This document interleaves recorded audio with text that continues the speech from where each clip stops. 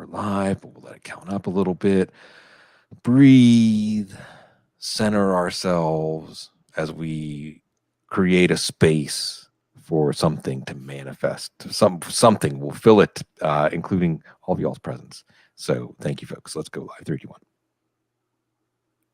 Will Kansas City's offense return to form? That and more this week on the couch. Dwain McFarland.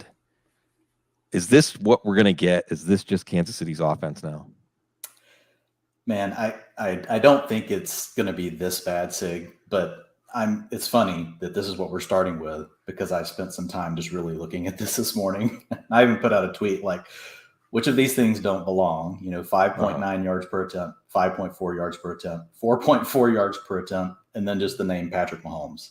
Those are his last 3 games. He's pushing the ball down the field, average depth of target, all that stuff is the same. Average time to throw, all this stuff looks the same. Adjusted completion percentage, all these things really look, pretty close to being similar, except for that one number, the yards per attempt. And isn't it kind of crazy? It's not just the Chiefs. It's like so many offenses are struggling to solve this puzzle of how defenses are just saying, you know what? We're just not going to give you the big play. No matter what, we're not going to give it to you. So I think the answer is that this offense is somewhere in between, right? I don't think it's going to be what we were used to. I think it could have games like that, but we can't, in my opinion, I don't see how we can just clearly expect it to be the same as always moving forward, given what we've seen, especially over the last 3 weeks. But there's even been some bumpy spots before this season. What are your thoughts? Yeah, at some point, on all these situations, at some point you have to stop arguing with reality. Stop telling reality to be different than what it's trying to teach you it is. And I'll continue to reference probably for the rest of the season. People will get tired of hearing it. They'll be able to recite it by memory. Eric Stoner drew a picture on the couch last week that, look, Kansas City defense is a problem. And if you put together long drives, you limit the exposure of the defense. And it also it dovetails nicely with what defenses want to induce Patrick Mahomes to do anyway, right? So you have these forces working together to create these dink and dunk game scripts. And also the offensive line instability. Also, I just think you see Patrick Mahomes responding to adversity in a not great way. The way I've heard it put, Dwayne, that I loved was he's trying to score 21 points on every play. But he's not trying to do that anymore now, right? He's just trying to get them in a better down and distance or get a first down now, right? Which in some ways is an evolution. It's an evolution to the circumstances that he's in. So against poor defenses, against Washington, against really atrocious pass defenses, they might make it look easy. But this is probably closer to their mean or median game. But the thing is, even then, it doesn't look easy.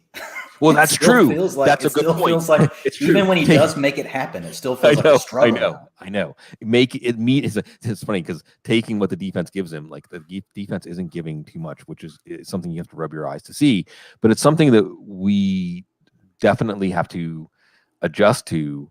And this season, so let me step back and ask you this, Dwayne, because one of the really fun things about having you here on the couch is that although we have a wonderful avenue to exchange thoughts and impressions back and forth, I know we come at these things from a different angle, or at the very least, I'm emotional. I'm given over to narrative. I'm given over to the moment, and you're very analytical. It's great. The alignment with you and Ian and PFF, it's wonderful. But to me, more than any season, because when you are playing fantasy football or doing what we're doing, punditing about it, then you experience the season. You experience everything, like the Princess and the Pea or whatever. You experience every little bit of turbulence. And this season feels to me like the most turbulent season I can remember. And I want to tee that up for you, Dwayne, specifically because you are always looking at things through the lens of usage, through the lens of things that are quantifiable. And I'm wondering, is that showing up in the numbers? Are you seeing wild swings in that? Or otherwise, are those being less predictive or even descriptive? What are you experiencing through the lens that you watch the season this year? Yeah. So, there are different kinds of swings, right? There are efficiency swings, which we always have, right? We get those a lot anyway. But then there's also how a player is being used, and we get those swings as well. And what I would say is, what's interesting, like at running back, you're always going to have that, like these swings and the way that these backs get used, especially certain coaching staffs. You learn just like, I can't trust this coaching staff, like the Dolphins. You never know what they're going to do with their backfield. You have no clue. Like cannot. There's a puzzle maybe to be solved there, but I can't see the pieces clearly, and I don't know how to put it back together. But then you've got other positions. Like quarterback, where their volume and everything's pretty much going to be the same every week. It's just really the efficiency game, right? You get certain scripts where you throw more or whatever. But what's interesting to me is what we've seen happen with these really pass heavy teams, which really we think of analytically as being like ahead of the curve, right? These teams that throw the ball more on neutral first down pass rates and things like that. These teams that they don't care whether they're leading, they're close, they're trailing, doesn't matter. They're going to throw the ball more than like what other NFL teams do. And we're seeing some of those teams struggle. Like we've seen the Chargers be a bit up and down.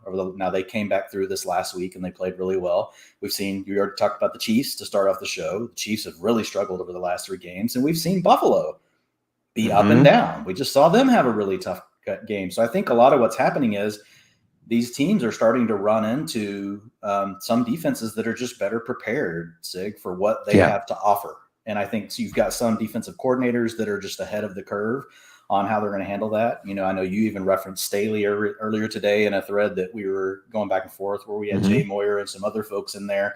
You had Josh Hermsmeyer in there. So I think it's a situation whereas a lot of times, we get to these steady states in the league where it's kind of like everything's kind of known and there's these micro evolution things going on. And this year, I feel like we're coming to grips with like these bigger changes, and some teams are ahead of others. And so I think that's really what we're seeing. And I think over the last few years, it's really been more on the offensive side of the ball. And that's when you saw Mahomes explode. You saw Josh Allen go nuts last year. And now these defenses, they have to adapt. And so I think this is what we're seeing. Some of the defenses are starting to catch up. And some of the defenses, the coordinators may be there, but they may not have the personnel really, to do anything about it. Like it just doesn't matter. So it's a really interesting time. But I do think to your point, overall, I would say yes. I am seeing more swings, not as much in utilization. You see it some besides the normal stuff with backs, but it's more the efficiency stuff. There's wilder swings, especially at quarterback. Now, what's funny is it has not hit Tom Brady. Tom Brady does not care.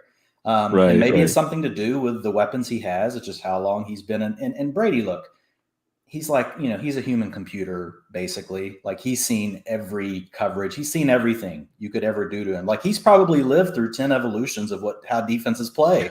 Yes. He's seen them all, and you can only do so many things. So I don't know, I actually think back like to whenever I was growing up, and you look at those passing games, some like the big NFL passing games used to be built around dink and dunk. It seems like some of those could come back now, because if they're going to give you all that space, and remember originally when the cover 2 was so huge and no one could beat it, right? Like that kind of stuff. Like it's eventually team offenses will start to figure some of those things out as they understand what the defenses are doing.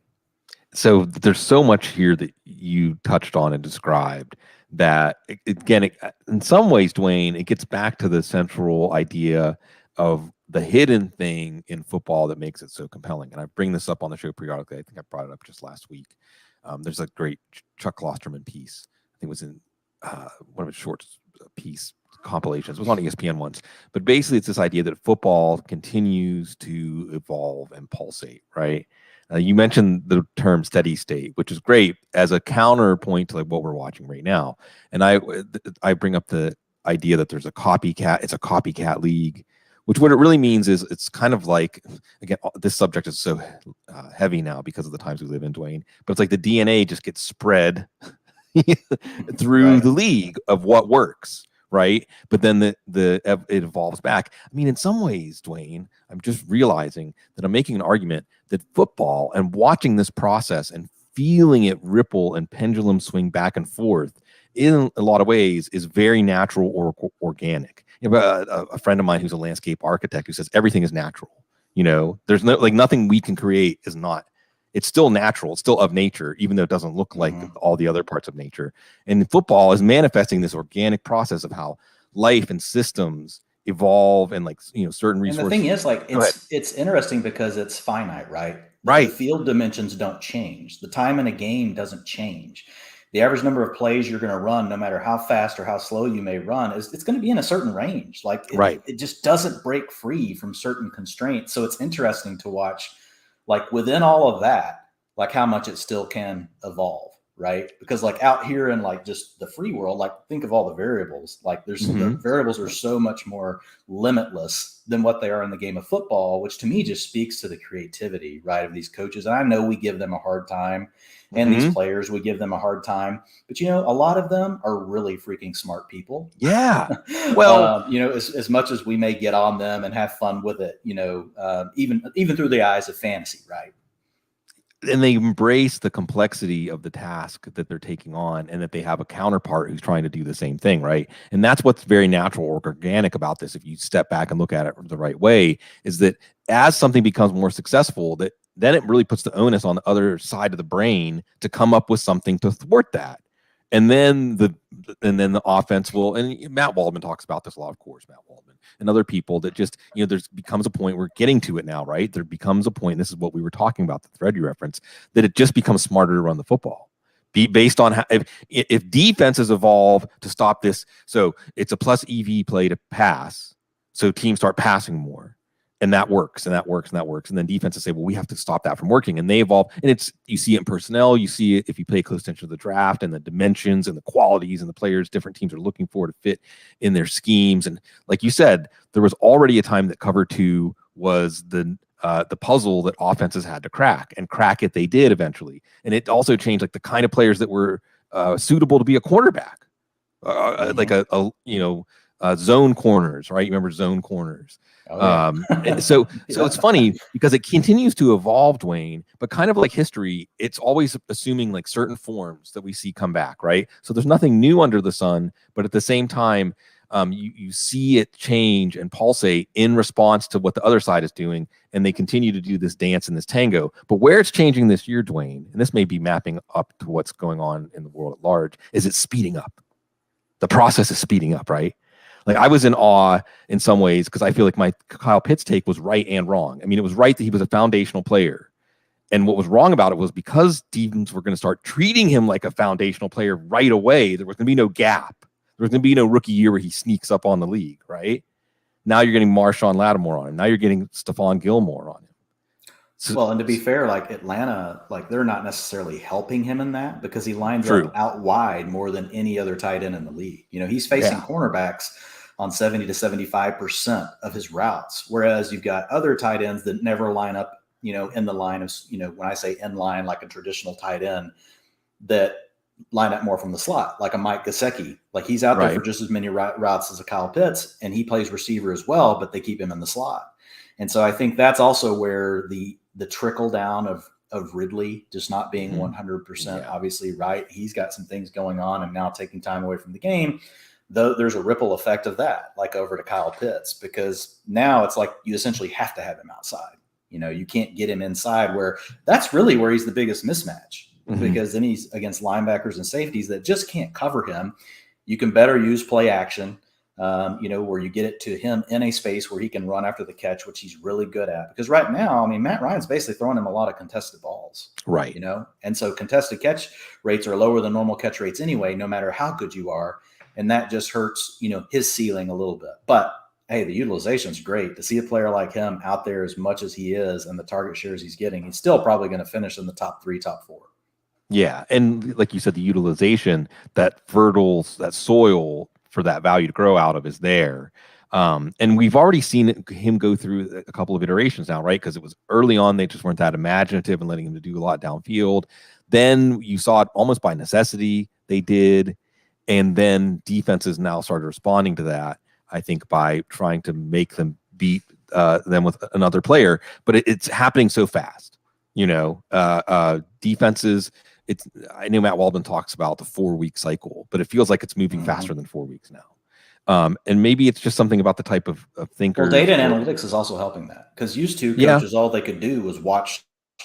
That part of it was a constraint of time. I could only watch so much film. Well, now a coach can still watch the previous 3 to 4 weeks, They're obviously going to see who's popping up, but they can also just use the data to know, well, what happened in the 8 weeks before that? Right. What happened in right. the other 5 games whenever they played teams that have defenses like us last year when they had these 4 players healthy, right? Like that stuff's all so much faster now, and it's all at their fingertips. Like working for PFF, I get to see the back end tools that like the NFL teams use. They can do anything they want with these things, Sig. Like I just sit there at the keyboard sometimes with like a blank stare going like, what should I do?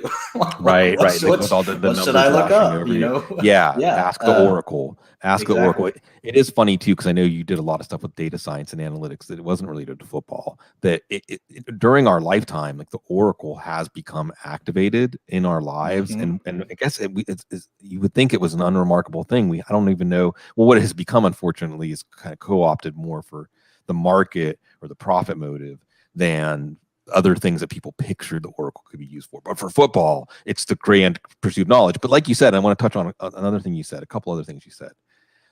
One, we should give not all organizations, not all coaches, but some organizations and coaches more credit. And in fact, they've been talking about things that we thought we were clever to be talking about long before we were talking about it. They've known about, there's so many things, running backs don't matter or whatever. There's so many things that fantasy football or our deep football analysis has unearthed that the good organizations, the good coaches have known that already. Now you drew the picture of Tom Brady, which is funny because like you said, he's seen everything, right? He's a computer. And we think about that pendulum. Like you said, he's seen this iteration, this pendulum effect so many times that he's already seen it before. And I've been watching too much Star Wars, right? Star Wars is on all the time. And the 8-year-old Noah is like super Star Wars obsessed right now. But you know, it's like that Jedi, like that point, getting to a point where you can kind of manipulate time and space the way he can, which is like funny that in this turbulent year of fantasy football, Tom Brady and Bruce Arians too, who's one of the oldest head coaches, right? Look to your elders, to the ones who've seen all that and can somehow be steady through that. And you mentioned Buffalo. Should we fear that Buffalo? Because Jacksonville's defense, I mean, what? Should we fear that Buffalo's going down the Kansas City road, or are there reasons to think that this was a blip or the aberration game? I think you still have to lean to the blip or the aberration, but like another data point like this becomes even more concerning. Like they haven't had the back-to-backs like this, but they've definitely had a few games like this. This was definitely the worst, and it's a light gets is really brightly shown on it because it's the Jaguars, and people are like, what? Like, how could this happen? But at the end of the day, like for fantasy purposes, like I'm still going to always trust, in Josh Allen. I still have him in my top 3. The advantage he has over a guy like Mahomes, where Mahomes has slipped to my mid-range QB1 tier for the rest of the season because mid-range. Well, I mean, hasn't even been a startable fantasy quarterback for 3 weeks now. Yeah, but I still think Mahomes is good enough like that. I'm going to keep him in that 6 to 9, 7 to 9. No, I hear you. I'm not necessarily disagreeing with you. It's just funny because this is where we are trying to make sense out of this stuff. Oh, right? I know. I mean, Mahomes has been a bottom 10 fantasy. Go ahead. Yeah, there's certain players I'm very quick to act on, right? Then there's other players. If you've got a longer track record and it's at a position that I know doesn't just all of a sudden age out, where the floor could just fall out from under you in a season. And that's like Mahomes. That's a lot of the quarterbacks. That doesn't typically happen. Whereas there's other positions and there's players that don't have the track record that I'm going to be, much more quicker to pull the plug on. But with Mahomes, when I look at it, I'm like, look, he's played this well long enough. Andy Reid's a smart coach. Like he's been around a long time. He's seen it all, just like Tom Brady, just like Bruce Arians. Like I still trust these guys to ultimately get it figured out. But with a player like Josh Allen, what you get is, the floor of his legs, even when things are going bad, right, can still help you out. So that's why with Allen, I've got him in my top 3, even though I think he's facing some of the same similar passing issues that we're seeing with Mahomes. And Mahomes ultimately is the better passer, right, than Josh Allen, as good as Josh Allen's been. But the Bills, like the other thing is, and you could say this for the Chiefs too, but like the Bills are insane. Like if they're trailing by 4 or more, they pass the ball 5% more than the league. When they're within 3 points, a close game script, they throw the ball 12% more than the league. When they're leading by 4 or more, they throw the ball 9% more than the rest of the league.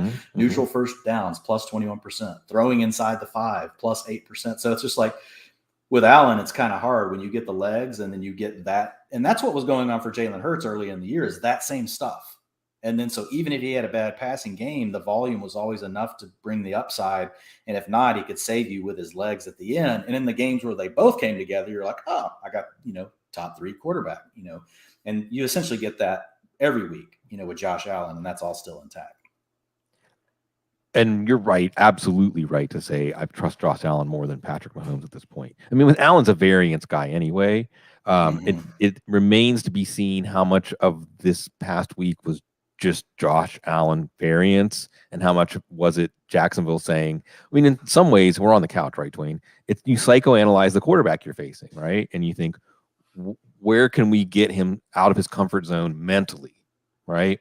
Where making him make the kind of decisions, or, for some quarterbacks, you want to keep them in the pocket. For some quarterbacks, you want to make sure they don't escape the pocket, et cetera. I mean, you want to make sure, you want to get them out of the pocket or off their spot. Right. I mean, it just depends on the quarterback. The strategy would change, right? And likewise, maybe there could be something that Jacksonville found that area. I mean, and I'm a big Josh Allen fan. I've been on Josh Allen Island for a long time before there were many people there. And he is a quarterback that I think is at his best when he's just in the flow of the game, responding to the data the game is giving him and not thinking, right? Not having to be disciplined, not having to be patient. Just letting him play. Yeah. And letting him feel it as it happens and just react. So there's something brilliant about the idea of trying to keep him stationary in the pocket and giving him really high percentage but low value decisions to make. Like the right choice, Josh, is just to take the 7 yards, take what the defense gives you, and it seemed like that was successful. So it's going to be interesting to watch. It's the Jets this week. It's a much more interesting data point to watch Kansas City against the Jets with Mike White or with Johnson. Like they're evidently they're a good arena offense. Football. That's funny. So let me ask you this while on the Bills real quick. Because this is a player that I have struggled with, but it's to your point. It's like, look, this is the reality right now. But Stephon Diggs, he's still, it's fine. He's in the top 20, but you drafted him to be a top 3 fantasy receiver. Right. And I mean, you're not getting that. Now he's had a finish of a 7 and a 23 and a 17 in PPR over the last 3 weeks. His utilization, all those things are good, but his targets per route run are down. His overall target shares are down. What are your thoughts on Stephon Diggs? Yeah, some of that could be Emmanuel Sanders. I mean, you just have you have a much more viable target. John Brown got hurt last year. Yeah. Some of it could just be Dawson Knox emerging, getting some of those short, chippy touchdowns that Diggs could get to put that week over the top. And I'll say this: Diggs isn't hurt, so you start getting to this point. Man, Dwayne, this season feels again, more than any other, it's just going to be surviving. It's just going to be, I always use that marathon through a minefield metaphor. And you just know the teams. This is why Baltimore is such a good spot right now, because they already came into the season limping with 16 players on IR. So this is just more of the same for them. But you're seeing teams really, really have to evolve. But Diggs is healthy. He's not carrying an injury that we know of, a nagging injury through the season. Josh Allen, I think you still are going to see him create those extended plays, no matter what defenses try to force him to do. He's going to be able to do that a few times a game. I'm not worried about Diggs. I think that the big weeks haven't been there yet, but at this point, you still think his wide receiver top 5 weeks are coming? Well, I mean, maybe an easier way to put it is who would I rather have than him? Kupp, right? Yes, Adams, that's the way I try to think about it. Yeah. Right, Kupp and Adams comes to mind right away, and I'm struggling for somebody that is obviously I would want to have more than Diggs. Right. I mean, even Jamar Chase, you saw Greg Newsome kind of show, hey, a rookie can take on a rookie and toe to toe. But what it gets back to, something I wanted to bring up, just because fantasy football is this lens that we're experiencing this through, and because fantasy football, we do the waiver wire show on Tuesdays, Dwayne.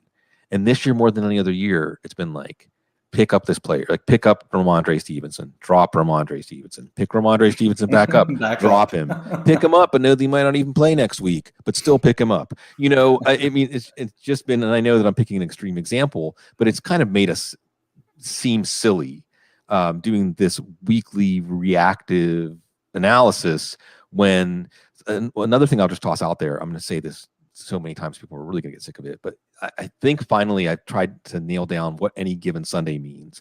And it means the variance for a team is greater than the difference, the delta between the mean or median performances of the two teams. So, the spread, right? The spread kind of represents this. The Buffalo's like a 14.5 point favorite last week, right? And they lost. So even when we try to nail that down like Vegas does, it can make us look really silly. So what does fantasy football then become? In some ways it becomes an exercise back to like, who you gonna truck with? Like I like to think of it like fantasy karma, Dwayne. Like people that were trucking with Cooper Kupp are profiting. People that were trucking with James Robinson when his ADP fell, and eventually he was. I know that Travis Etienne got hurt, but still Robinson I think showed that you're on the right side of that argument. You said no, Robinson is good, and he's going to be a fantasy asset come hell or high water. And then there really is going to be a short list, Dwayne. I have this article idea in my head at the end of the season that they're going to be like the 15 or 20 like shelters from the storm, and that's really what it's boiling down to. And Diggs just feels like that kind of player to me still, but I could be wrong. Yeah, no, that makes sense. I'm glad you said it that way. That's not that I would have been fine if you would have been on like some other, spectrum with your answer, but sure. Like that's kind of where I've been is like, okay, like I get to a point where it's like, I don't know who to move in below. Mm-hmm. It's like I get to a spot on my list. I'm like, I still feel comfortable with Stephon Diggs over these players. So no, that totally makes sense to me. And then I guess the second part of that would be the exercise of like, who are the players like that? Even like Brandon Ayuk, because like Deebo Samuel maybe was in the conversation, but now Brandon Ayuk is coming on.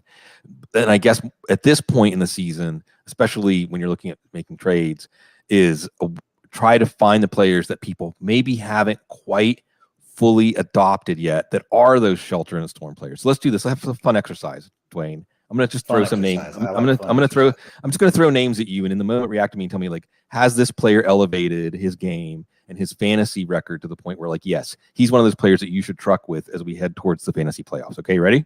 Ready. Michael Pittman. Yes.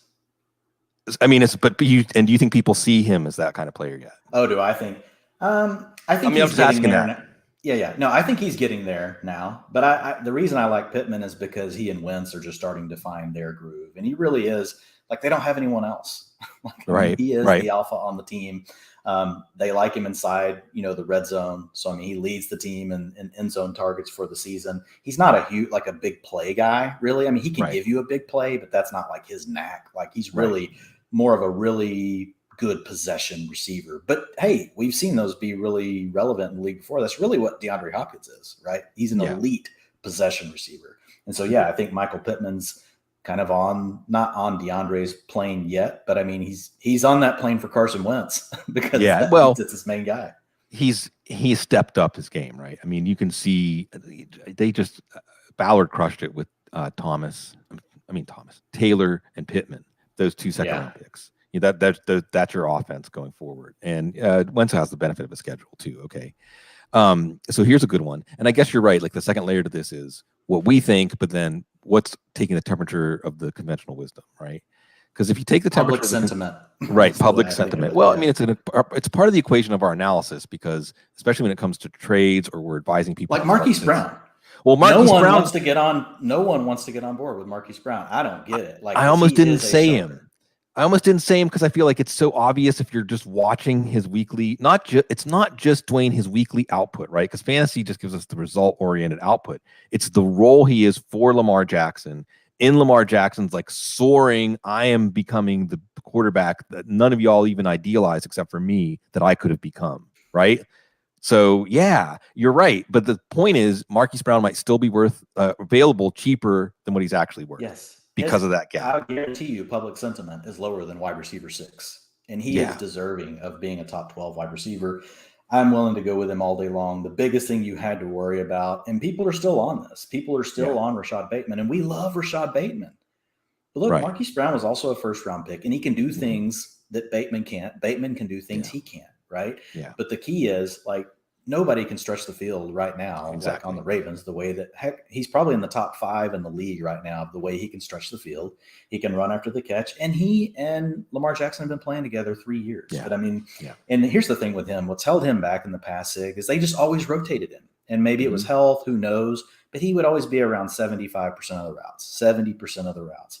Now he's at, over the last 3 weeks, 88%, 96%, 95%. So that means 95% of the time that the Ravens decide they want to throw, which is up, they are going to throw the ball 11% more. Like if the season ended today, they're throwing the ball 11% more than what they did last year. So this is an offense that's also evolved. Like they can still bring you multiple formations, be smash mouth if they want. Of course, I think a little of that's to do with they don't have the backs. But the big thing with Brown is he's on the field all the time. And if you look at his targets, 27% for the season. So if you've got a team throwing the ball 11% more than they were before, yet they're still creating these explosive plays, they're not giving that up, right? In the way their offense has evolved. So it's not like these are just dink and dunk throws. They're actually, some of them are, but Brown is one of these players that he can do something with any throw, right? Whether it's a deep ball, he can beat someone with his speed. If it's underneath, he can catch it, take it to the house. So he's just one of these players that, even on the weeks where he comes up small in volume, Sig, which is pretty rare this year, like he still has a chance, like to give you, oh, fine. He had 3 targets, but 2 of them,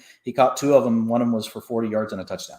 And it's like, you're okay. So that's like, he's always going to be a risk. He is a bit slight, like as far as injury goes, but as long as he's healthy, like Marquise Brown is a name that I do not understand why people just don't want to get behind. Yeah. Dare I say, he's worth more than Tyreek Hill right now. And because they're similar players and similar with a similar range of outcomes, but one is set up much better to achieve the top end of that range right now. And it's not Tyreek Hill, Mm-hmm. And I think that's the thing. Like people don't think of it that way. Like they really struggle with it. And so the biggest thing I've seen is the Bateman stuff. They're just like, well, Bateman's going to take over. I'm like, but Sammy Watkins was getting 15-20% of the targets. Is Bateman really going to get more than that? And regardless, look, even if Bateman is that good, right? If Bateman is so good, and what was the target distribution last week, Dwayne? Like 12 for Brown, 10 for Andrews, 8 for Bateman, or something like that. Or target shares 29% to Hollywood, and then it was like under 20%, I believe, for Bateman. I don't have him pulled up, but Bateman's have been good for where he's at. And then I want to say Mark Andrews was 24%, if I remember correctly. Right. Look, Bateman, and I said this morning on the Waiver Wire show, we need to make a nod to Bateman just because he's missed part of the season with injury as a rookie and still is coming in and making an impact. And that alone is something worth noting. Agreed. But look, if Bateman is good, if Bateman starts presenting an option that adds value to his targets and otherwise plays his role in the offense well enough that he's helping the Ravens offense, it's that pendulum effect, right? Well, that's going to make him more of a focal point of defense, and that still can help Marquise Brown. And even if it results in Marquise Brown getting fewer targets, it may be more likely that those are successful targets. But the most important thing is, like you said, he and Lamar Jackson have a thing. Remember, it used to be you would take your franchise quarterback, and the next year you would take his number 1 receiver, right? Just classic like team building 101. And that's what they did, and it's working. And it's working because Lamar Jackson is kind of like Peyton Manning in this offense, right? I mean, I don't know what the scheme is. I don't know what the playbook is. I know that some of the things that they're doing are within the concepts that Greg Roman has installed in the playbook and executing by Lamar Jackson. And then some of it is just Lamar Jackson imposing his will on the game, Yes.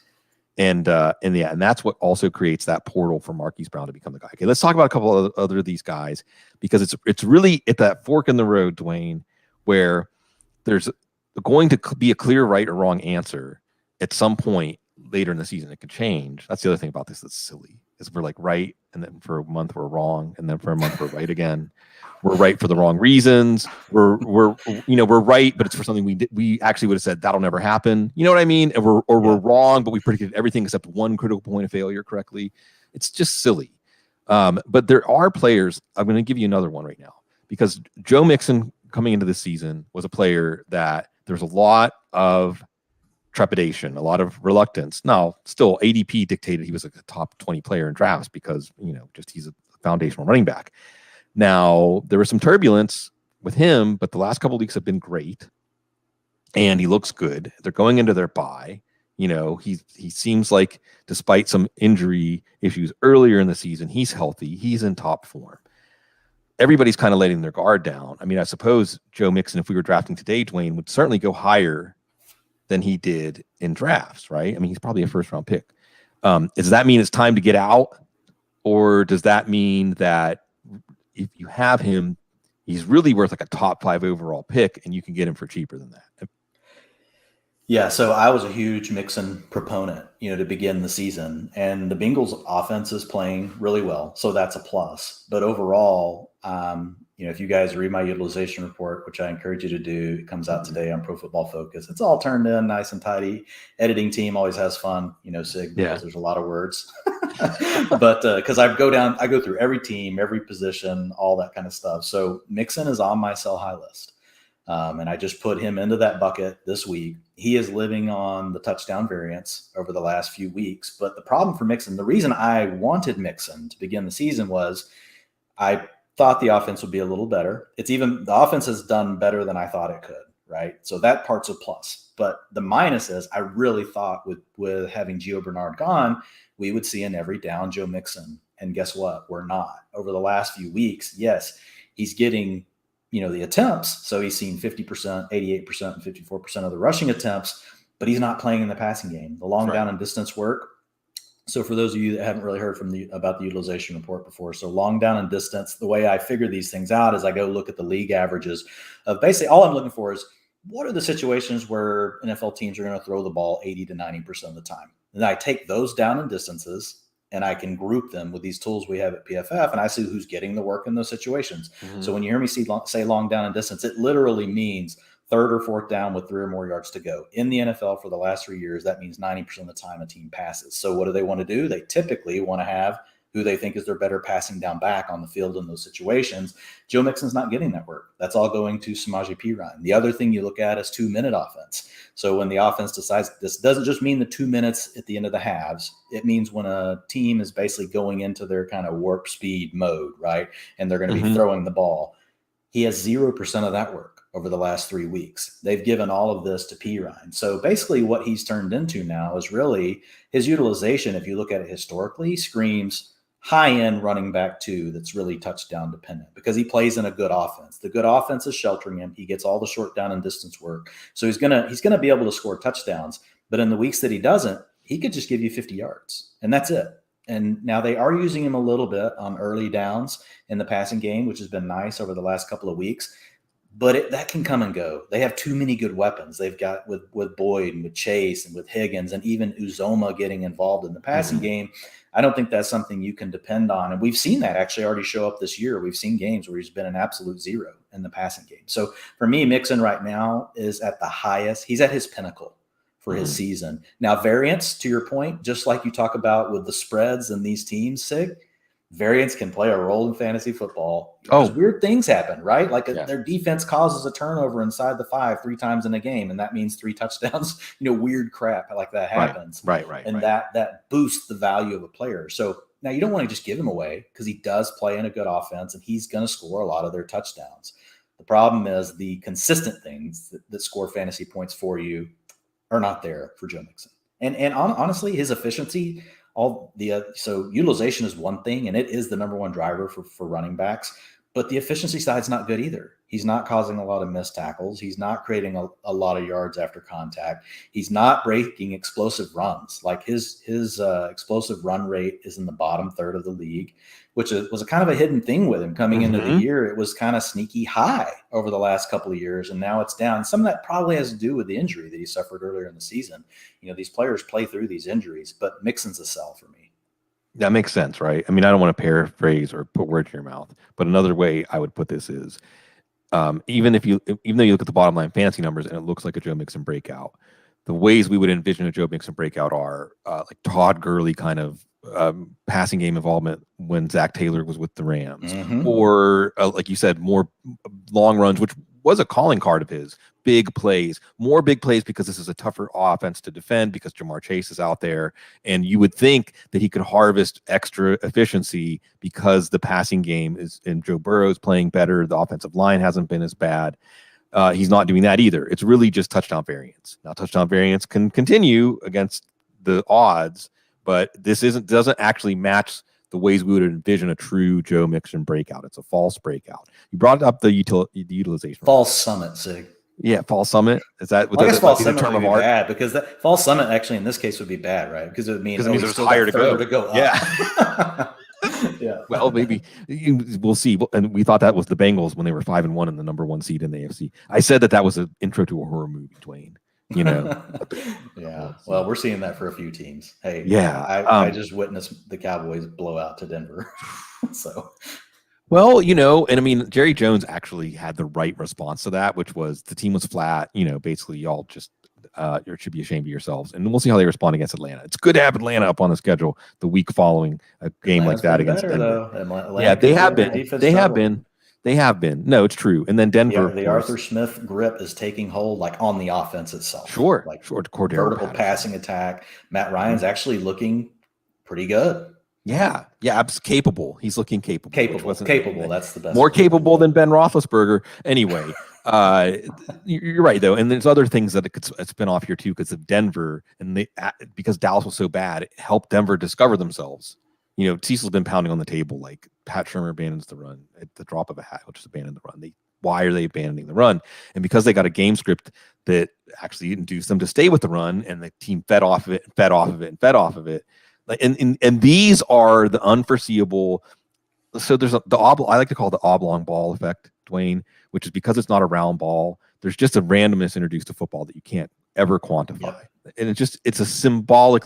Sometimes it really is because the ball is oblong, but I just call it the oblong ball effect because football, it's so volatile. But then you also have something I've been talking about more on the show this year is the teams are a social organism, right? I mean, there's a consciousness or a mind that they all share.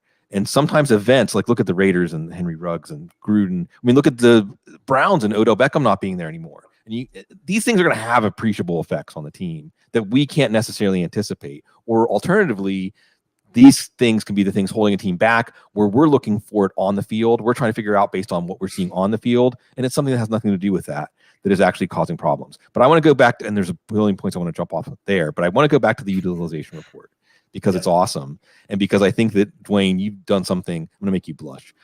You've done something in a very somewhat short time that people have spent years and years and years in our little space and never been able to do, which was really introduce your own language or your own lens to like process this in a way to get a foothold and try to say something meaningful and do something meaningful with it. And it's just reducing things down to utilization. And one thing that flashed in my head, by the way, is you should totally, the mock draftable spider webs, that you should totally translate those to utilization so that every week you can see the spider web for this week, and then you can see the average spider web over the season, maybe over the last 3 weeks. You just data visualize that and have like different areas of the spider web be different areas of usage. And then you can just very quickly see how it's morphing and changing, or how like put them next to each other, like all three running backs, and see how. I'm glad you said that, because for this off season, that's on my list of like how can we better visualize this data, right? Because today, I mean, I put it, in a grid, right? People can read it. I try to keep it clean and easy. I iterate on it based on feedback. But I'm where you're at is like, how could we visualize this? Right. And make it something where people can come to it. And once they know how to use it, boom, like they can see a team and they've got it. Like they could get what it may take you to right now, 60 to 90 seconds to read about a team, you could get in 10 seconds. Well, that's what I want. And with data visualization and the way that people's brains can break down data, this is one of the things where like, you're not as old as me, Dwayne, but I feel like we're still on the other side of the divide of people who've grown up with like in the, not just the digital world, but like the quantum world. Like our brains are still digital. Like before us was analog. We're kind of analog digital. I'm like analog digital. You're more digital. And then there's like the quantum world. But you can process things because you could do things with these spider webs, Dwayne. Like the size of the spider web is the amount of fantasy points they scored that week, right? Yep. And then you can have 2 layers to each section of the utilization report. One is actual usage, like snaps, but then another one is fantasy points again. So you can see the hot zones, right? Like the baseball strike zone. So you can even just see visually if the size of the spider web corresponds to their fantasy output that week, like, oh, the bigger spider webs are when this usage shows up. And when that usage isn't there, the spider web gets smaller. Just those relationships just present themselves through the visualization. But I want to ask you an open-ended question about the utilization. I'm always look. Hey, I'm you're a kind to manager. Like at Yeah. heart. Like, so that's where I came from, is from data and product stuff. Yeah. So like, I love just the feedback and the iteration. These are actually really good ideas. So It's fun. Well, it's fun to play with data. I mean, I think that, there's those of us that if that statement means something to you, it's fun to play with data, then you'll understand. But really a couple minutes before we go off the rails, if we're ever really on the rails. But I wanted to ask you an open-ended question, which is just, it can be this week or just over the last couple of weeks, or even if there's something that really stands out when I ask this question. As you do the utilization reports, like what recently has really surprised you? Like you had to stop and say, is that true? And you had to even go back and look and like watch the game or double check, because it just seemed when you saw it in the numbers that it just couldn't be true.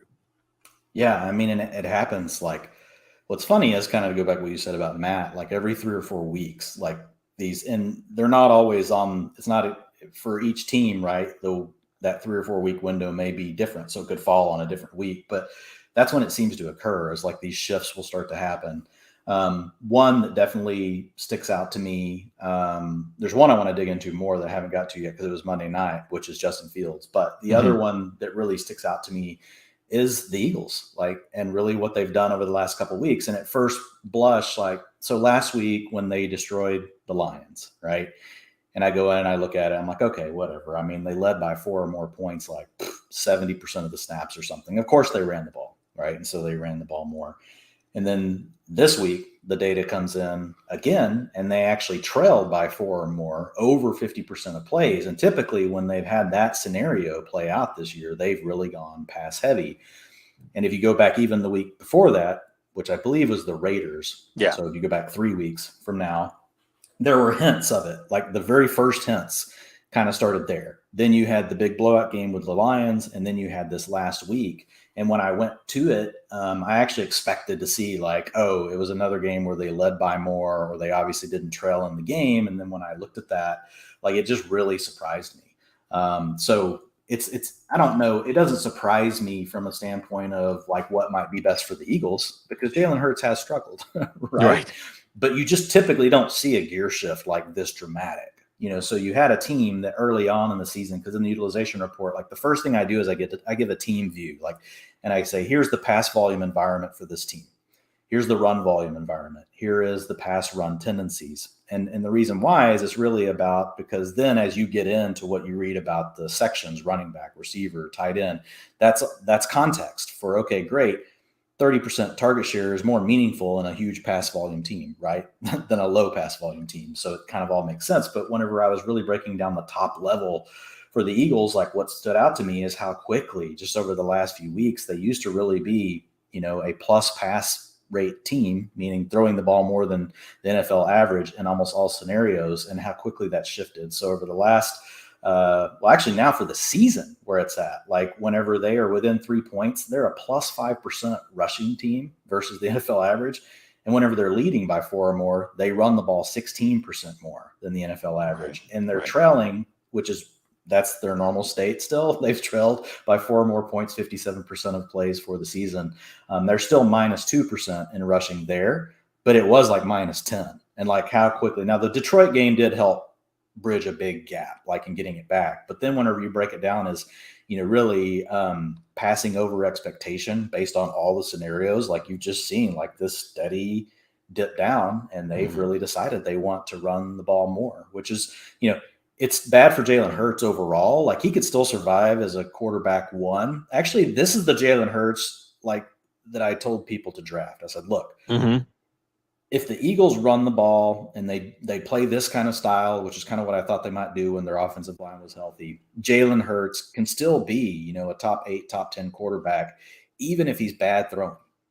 But if Figure's throwing out, or if all of a sudden the Eagles just decide they want to throw no matter what, that would always be like the cherry on top, and you could have a top 3 quarterback. Well, it's just kind of happened in reverse. You got that at the beginning of the year, and now it's like they're downshifting to this other offense. And it's probably going to result in Jalen Hurts still being a top 12 quarterback, but you're just not going to get these huge outings. And somebody, I can't remember who it was on Twitter. You might remember, but in our thread, we were chatting. This was one of the topics. And I thought it was actually a really good analogy. Before, what you had was essentially he was playing the same role, not as well, but he was in the same situation as Lamar Jackson. Getting to drop back. He was getting to throw plenty. He was getting to scramble. He was getting most of the rushing touchdowns. Well, now you've got the passing upside is shrinking because they're not wanting to throw the ball as much. And they're using Jordan Howard down inside the Ding, ding, ding, ding, ding. All go to Hurts. Right. So that's two things that are really hitting him right now at one time, which is why, his fantasy value has tumbled. Yes, that's a great analysis there. And really what's fun about it again, Dwayne, because I just picture you like in like a tank or a submarine, with the numbers, and the numbers are going by, the numbers are going by, the numbers are going by. And then every now and then the numbers start to change in a way and you're like, oh, put up the periscope. We have to actually look at this and see what is going on. And that's then exactly what happens. Right. Exactly and then and you put up the periscope and then what do you see but like a bison on the plains? You see Jordan Howard and you're like, oh, well, yes, that explains it. Jordan Howard. And it's funny, Miles Sanders gets hurt and maybe this never happens, right? If Miles Sanders is still healthy, maybe this never even happens. But because it's Jordan Howard, that corresponds perfectly with the change you've described. If you're a Jordan Howard offense, an offense that Jordan Howard has a significant role in, then that's probably going to be your calling card. And like you said, it does correspond to maybe some things that are taking Jalen Hurts out of his uncomfortable zone. And I would argue that defenses are probably going to play zone. They're not going to play man-to-man because they don't want him to scramble. And it actually, defenses are in a mode where you're better off attacking them by just running right at them. What's interesting is you then also get Devonta Smith's biggest week of the season. Like his utilization has screened wide receiver 2 since the beginning of the year. Like if you look at it historically, you take all the things into account. That's one of the things I do in the utilization report. I'll tell you, look, historically, this is basically what this receiver, their utilization says they should be this, right? Here's what they currently are. Is it above or is it below that? And really, his utilization has said low end wide receiver 2 pretty much all season, but he's just, they've just struggled to get on the same page. And then this last week in a game where they're actually throwing the ball less, and his utilization is still the same, but the pie is shrunk, right? Because now they're running the ball more. And it's funny, but he comes through in efficiency. And that's these things that are hard to predict, right? And so sometimes less can be more. Well, and if it's putting the defense in a more on their toes mode because you're running the ball and then they're going to have to take on blocks and they have to tackle, then that's easier to beat them in coverage than when they're on their heels because they know you're passing a lot, right? Anytime you listen to good coaches talk, like this is what I hear, the theme I hear, it's all about the element of surprise. And by surprise doesn't mean like a complete sneak attack. Defenses know there's only so many things that you can do, but that they're always on their heels. Right? They're not on their toes, they're on their heels. Is this a run? Is this a pass? That's why that's why Kyle Shanahan's offense is made the way it is, right? Yes. Everything is about that. And that's why down and distance matters. If you stay ahead of the down and distance, quote unquote, you're always a threat to run or throw. Well, then the defense cannot be in an attack mode. That's why when you see the reason why 3rd and 7 and 3rd and 8, 3rd and 10, 3rd and 12, 4th and 10, 4th and 8 are bad is because the defense knows you're throwing. They also know you have to throw so far. So that's why you see so much man coverage and blitzing. They're basically like, hey, if we can just jam the receiver up long enough, we're going to just sack the quarterback. Right. And so you become predictable in that moment, which is why it's bad. Yeah, predictable is always the death knell, and it goes back to that pendulum effect. One thing I want to touch on, and then I tee up one quick thing off the rails because I have to get out so bad early. Things. Well, we can't do quick, right? No, it's good. It's good because we understand each other that way. You've been throwing out a lot of numbers, Dwayne, about changes or percent over the average, 4%, 6%, 11 points. I think the Baltimore change from last year was an 11-point swing, right? And those numbers sound small because we're thinking of it out of 100%. But the whole thing here is between 40 and 60, right? Mostly between 40 and 60. So a 4-point swing is really a 25% swing. Yes. Right? Right, yes. An 11-point swing for Baltimore is 100%. How many times did offenses even swing? So they threw the ball 50%, points? Right? At the time last year, and they're at 61%. So, and I would say 11% divided by 50, and yes, it's a 20% change. It's a massive change. 11 points year over year on run pass. If you go from 50 to 61, Dwayne, I would say that maybe every year there maybe is one team that has that dramatic of a shift, and usually would correspond to a coaching change or a person a new quarterback, something that you'd say, well, we were open to that. But I don't think the biggest one I've seen before this was last year, and it was Buffalo. when they had Well, been kind of that run balanced, run heavy team. right. And they were even more extreme. And they basically Right. last year said, we don't even know what running the ball means. Like, Right. Well, and we're going to see if it's going to come back to haunt them, right? And this is where, you make fantasy wagers on things like picking up Zach Moss or Devin Singletary, because you think that they're actually going to, just like Kansas City, they're going to embrace this and say, okay, well, we'll nickel and dime you to death then. We have players to nickel and dime you to death, Cole Beasley, or not. It gets back to Stephon Diggs. But, all this stuff always intersects, and it's always fun. Now, just like briefly, all right, because we've talked so much about data, and you're fluent in data. Tell me, Dwain, like a moment in your life that you realize like data is beautiful to you, that data as a way to relate with the world that you're in is something that jives for you. Yeah, I've always loved it, but like the briefest way, and I think I maybe have told this story on the couch before, but when I was, of course, because we're on the couch, yeah. When I was young, Sig, like I'm talking 9, 8, 10 years old, playing video games back then, kind of back to your digital, right? Mm-hmm. But we weren't, I wasn't like online playing games. Exactly. And that didn't happen until like, after college for me. Like, so it's kind of dating me. But back then, like you could play single games in baseball, football, whatever, Tecmo Bowl, you name it on Nintendo. But in the early days, there weren't always seasons on these games.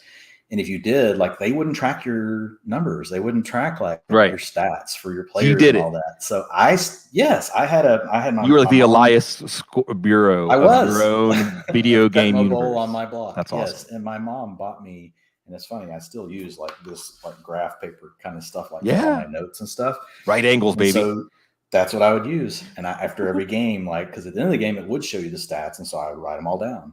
And then I would go to the next game and I would write them all down. I would look for trends. So, I mean, it's just been something, man, that I've always been drawn to.